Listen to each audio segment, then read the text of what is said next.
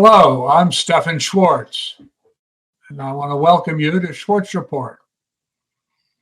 I don't know about you, but as I have been looking at what's happening in the United States today, I am increasingly concerned about the disruptions, the hate, the resentments, just the negativity, which is taking such a strong hold in the country. And I've had several people write me and ask, well, what can I do about it? I don't have any money. I don't have an official position. What can I do about it? So I want to talk about this week. 4 times in my life, I have been involved with changing history. In the 50s, I was just a teenager and just another demonstrator in the civil rights movement. My payoff was I got to hear Dr. King give the I Have a Dream speech at the Lincoln Memorial. And I thought, to tell you the truth, that we were going to finally get on the other side of this kind of awful racism. But we didn't. In any case, that was the 50s and 60s for me. The 70s was the transformation of the American military from an elitist conscription organization, the kind of army that I served in, to the all-volunteer armed forces that we have today. I was the special assistant to the chief of naval operations, 2 of them for research and analysis.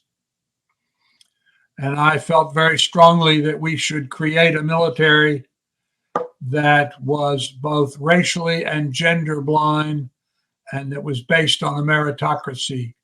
And happily, other people agreed with me, and that's what we were able to do. In the 80s, along with a small group of people, we started what was called citizen diplomacy to try to, at the height of the Cold War, to build a relationship, a better relationship with the Soviet Union. And I started going over to Russia and the other republics on a regular basis. Started several businesses over there and started a charity action, a philanthropic action. And unfortunately, when Putin came to power, that all came to an end. But through all of this, I began studying what does create change and how does it happen in objectively verifiable ways. I don't mean theoretical ways or people talking about it, if only we did this. I mean objectively measurable ways. And what that taught me was that there are 2 kinds of change. There's change that is compelled by physical power, armies or gangs or something, physical power. And this kind of change we glorify, we make heroic, yet it's almost always coercive, and it is often violent. It's a kind of zero-sum game. Niccolo Machiavelli is, of course, I think, the sort of patron saint of that kind of change. But there's another kind of change. And this kind of change is brought about by something so subtle, it is often not taken seriously. The power of beingness. Now, when I got involved with social transformation, I thought, you had to be strong and you had to overpower the other person. But when you actually look at how change happens, how you personally could create change, what you see is something quite different. This business of the power of beingness. Now, what do I mean by beingness?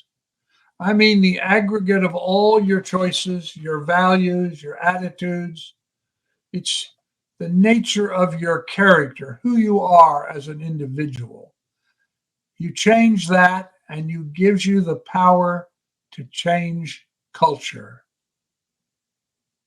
And that's the key to the whole business. Culture is a conglomeration of individual choices by ordinary people. If you look at the worldwide social transformations that have taken place between 1900 and 2006, the most striking finding you find, this really surprised me too, was that only 25% of the changes which are brought about by this beingness issue, this nature of the character of an aggregate group of people, only about 25% of these between 1900 and 2006 were judged total failures. And yet, to my surprise, in contrast, between that same period of time, only about 25% of violent campaigns were judged to be even partial successes, and they tended not to last very long. And down at the bottom of this slide, you can see the source of where I got this data, why civil resistance works. Because what I learned as I went along with this was that it was nonviolent change that actually was more successful and that lasted longer. And what that means is that you, whoever you are, wherever you are, by changing your character, the nature of who you are, and joining with others who have made similar changes, you get the ability to create change because, as I said, culture is a matter of collective intention and choice. Violent social transformation, even when it's successful, just doesn't endure as long as you would think. Whereas nonviolent social transmission, even when it's only partially successful, is long enduring. So the choice of which kind of change to try to work for is obvious. So when you look at this the kind of changes that we're talking about, you say, well, okay, but I'm just me, and it takes lots of people, and I don't know thousands of people, and blah, blah. Well, I want to give you an example of one tiny group, and I mean tiny, that for over 200 years, since the founding of the country, has been creating positive, well-being fostering social change. I'm talking about the Quakers. Now, the Quakers are such a small group. There's only a couple 100,000 of them. There are towns that are bigger than all the Quakers, let alone cities. And yet this tiny group has been responsible, as you can see in this chart, for starting abolition, public education, penal reform, women's suffrage, civil rights, and environmental protection. And they do it because they understand that the key to all of this lies being this issue of changing oneself in small ways, each of which foster well-being. In another podcast, I talked about the quotidian choice. This is those little choices that you make all day. When you go to the store, it's the kind of things you buy. which company's product you buy, you always choose of the options available for you as you understand it in that moment, to choose the one that is the most compassionate, life-affirming, and fostering of well-being. It requires that you do a little research and find out about these companies whose products you are buying, because every purchase is a vote. And so the secret that lies at the heart of nonviolent transformation is based on this business of the quotidian choice. Every day you make lots and lots of choices. You always choose the one, as you understand it, that is the most compassionate, life-affirming, and fostering of well-being. It's these little, small moments of decision when the options are presented to you that make a difference. And when you do it and other people do it, the culture changes. And when the culture changes, change occurs fundamentally without violence. So, first, you want to become aware that you're making a choice in this quotidian choice. Second, you choose the compassionate and life-affirming one as you understand it at the moment. Maybe later you'll understand it differently, but at that moment. None of the choices may be great. That's also important to remember. But one of them is always slightly more compassionate and life-affirming. And you spend a little time before you make purchases looking at the companies. Do a Google on the company. Find out, is this a company whose philosophy is life-affirming? Do they pay their people well? Do they treat people well? Do they hire children, as some companies are now beginning to do? You take a look at all those things before you make purchases, so you become an enlightened, informed purchaser. And the choices you make, and you tell other people that you're doing this, and you're doing it as a discipline, and you invite them to join you in doing this.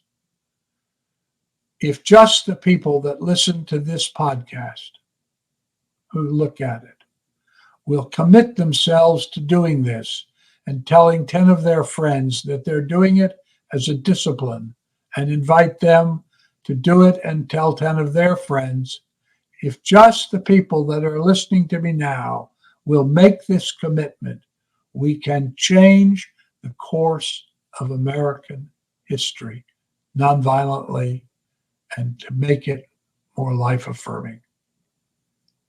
How this beingness becomes successful and compassionate and life-affirming is that simple. It just doesn't require a lot of money. It doesn't require that you have an official position. And think about some examples that we've seen. Do you hear the word Negro anymore? You do not. Did somebody outlaw it? No. People made choices. They stopped using the word. The culture changed. People changed from just saying gay to LGBTQ. That's another example. A third example is when I was a boy, everybody smoked. You went over to somebody's house. They had an ashtray on the coffee table and a lighter and a pack of cigarettes. You never see that anymore. Why? It wasn't that somebody passed a law, that the president got on and said, I don't want to have any more smoking, or any of that.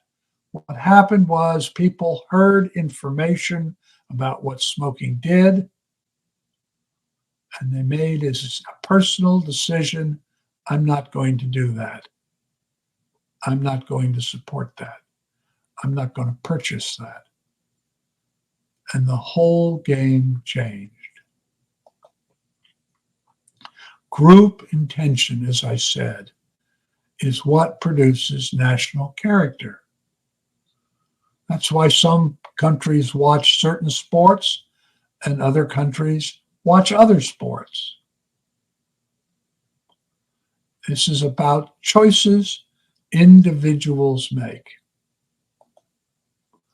So, since group intention produces national character, and the intention expressed through groups aligns ourselves to produce different outcomes, I want to talk about 8 laws that I have learned in studying in the 4 times I've been involved with making change, and in looking at many other kinds. I've been studying this now for almost 30 years. And what I'm telling you is fact-based. This is not a theory. There are 8 laws of change. I didn't create them. What I did was do research on successful social changes, and I found that the groups that did this over and over again made these 6, 7, 8 choices. 8 laws of change. So you start making a choice, and you find other people who are making the same kind of choice, and you form a group with a shared intention. And the first law is the individual individually and the group collectively must share a common intention. Now, if you've ever belonged to a church group or a school group or some sort of political group, you know that getting to common intention is not easy. So the first thing you have to do as you come together as a group is get clear about what your intention actually is. This is what the Quakers figured out. Quakers have a religious service which is basically a meditation, and they are committed to nonviolence.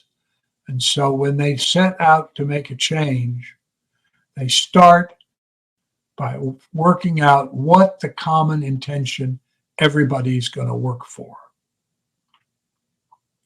So the second law, the individuals and the group may have goals, but they may not have cherished outcomes.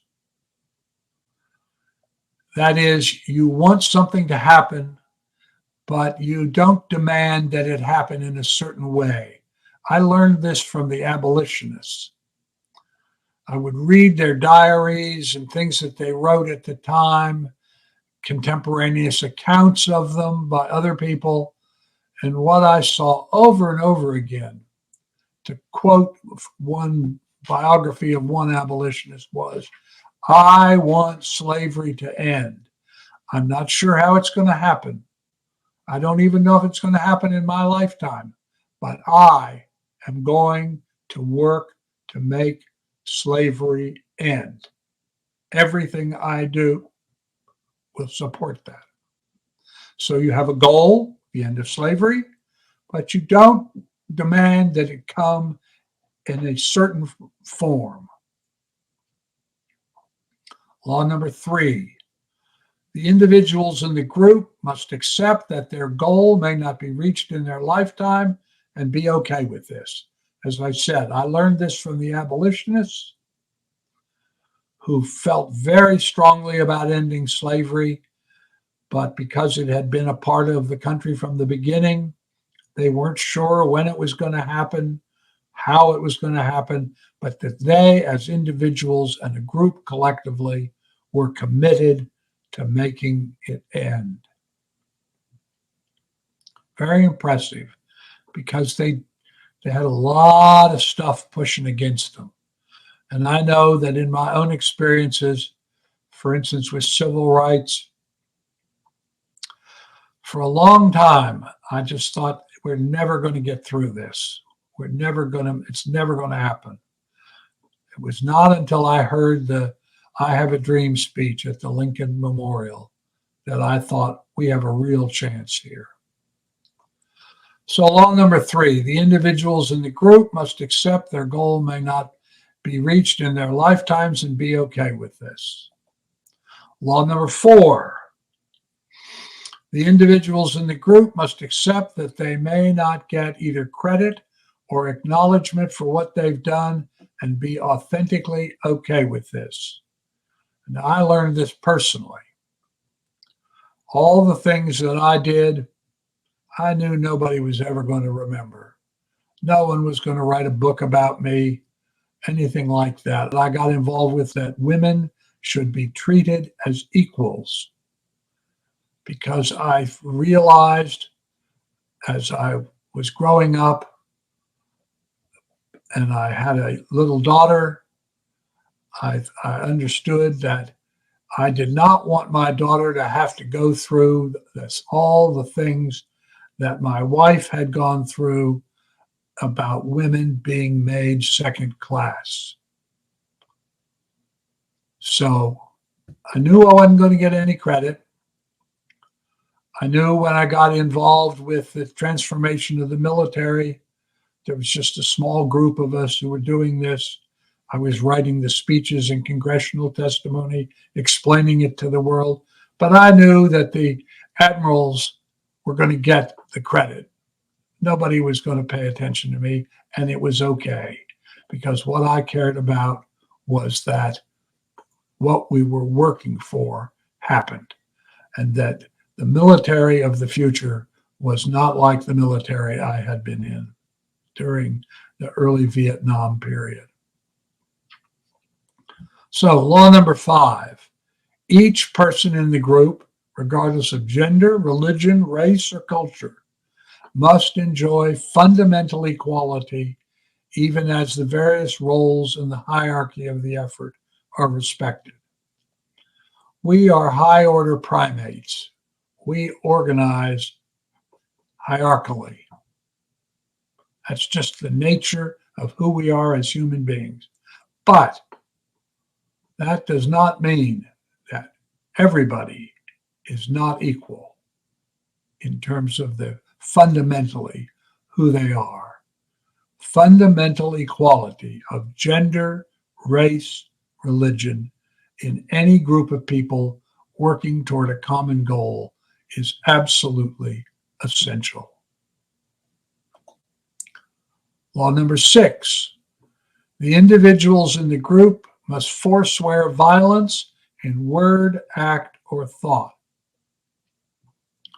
Now, I will confess to you that this, for me, was the hard one. Because when I would go to these civil rights demonstrations and see people release dogs on people and bite them, my reaction was, I confess, not nonviolent. I wanted to push back. And it was literally an act of will not to do it. But that's what you have to do. Forswear violence in word, act, or thought. When Gandhi got independence for India, one of the key acts was the salt riot tax, a salt tax that resulted in a social demonstration. And Gandhi trained people, and they walked forward 11 or 12 at a time and were beat down by the soldiers commanded by the British officers, the Indian soldiers. And then, without a word, women would come up and pull their bodies away and bandage them up, and another group would walk forward and be beaten down. And it went on all morning until suddenly something happened.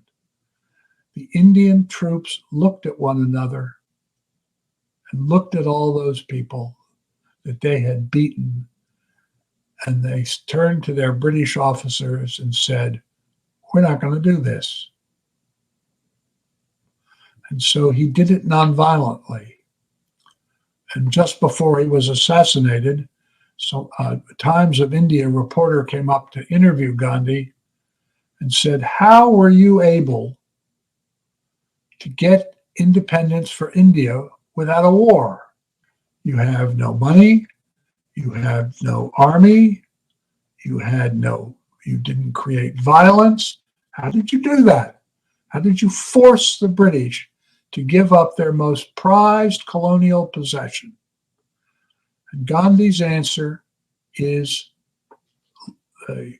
law number 6 personified. He said it wasn't what we did that mattered, although that did matter. It wasn't what we said that mattered, although that mattered. It was the nature of our character that led the British to choose to give India independence. So, law number 7. The individuals in the group must make their private selves consistent with their public postures. This is a huge problem in the United States, as you can see almost every night on television. Politicians pontificating, bloviating about things, and then you find out in their personal lives, that's not at all what they're like. They talk about doing the right thing, righteous things, and yet when you look at who they really are and what's really going on in their lives, what you discover is their public life and their private life is not the same. And I learned this from Benjamin Franklin. I was doing research on Franklin to do a series of articles for the Smithsonian magazine. And in one of them, I was reading his correspondence, and he got a letter. He was sent to France to be the minister plenipotentiary for the colonies, to try to get the French to help against the British, to get money from the French to help pay for the revolution. Few people know that much of the payment that financed the revolution went through Franklin's personal bank account. But in any case, he got a letter from a woman who was a friend of his after he had arrived in France and was there for a while. And she said, "Dr. Franklin, I'm afraid to tell you, I believe your valet is spying on you." And Franklin wrote back and said, "Inasmuch as he is a good valet in every other sense, since I don't say in private or act in private about anything that I would not scruple to have made public, I don't care." And that particular law made a big difference to me and changed the way I did my life, so that I could say whatever it was I was doing in private, I could also have shown in public, and I wouldn't care. Law number 8. The individual in the group and the group collectively must always act from the beingness of life-affirming integrity. Think about that for a minute. That you always act on the basis of nonviolent, life-affirming integrity, which fosters well-being. You have to do that, and it's not always easy. You have to make a choice. So, okay, there you are. You want to make this change. You want it to be life-affirming. You've committed to, you're not going to be violent in it. You're making choices about all the purchases you do, all the things you choose. So how many individuals are required to create change? How many people does it take? This is amazing, actually. I was quite surprised at this. I did research on this because I kept thinking, well, this all sounds great, but how many people is it going to take to actually do something like this? The answer is, a study was done by the Social Cognitive Networks Academic Research Center at Rensselaer Polytech Institute, and that gives us the database, real objectively verifiable proof. And what they found was that when 10% of the population of anything, a school group, a church group, a neighborhood group, a nation, when 10% of the population becomes convinced of a new or different opinion, that tipping point, that is the tipping point. The idea can spread through the social networks and alter behaviors on a large scale. Nonviolent social transformations succeed because they identify and create collective intention around leverage points. And you can do this no matter who you are. You start with a goal, you work out shared intention, that you're all on the same page. Who you are privately is who you are publicly. It's all about changing your own character and joining with people who have made the same decision to change themselves. Nonviolent social transformation succeeds because it identifies and creates collective intention around leverage points.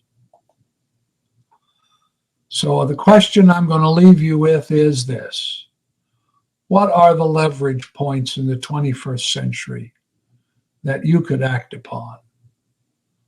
What would you like to do to create and foster well-being for everyone? I think it's very important that we make this choice and that we make it now. Thank you.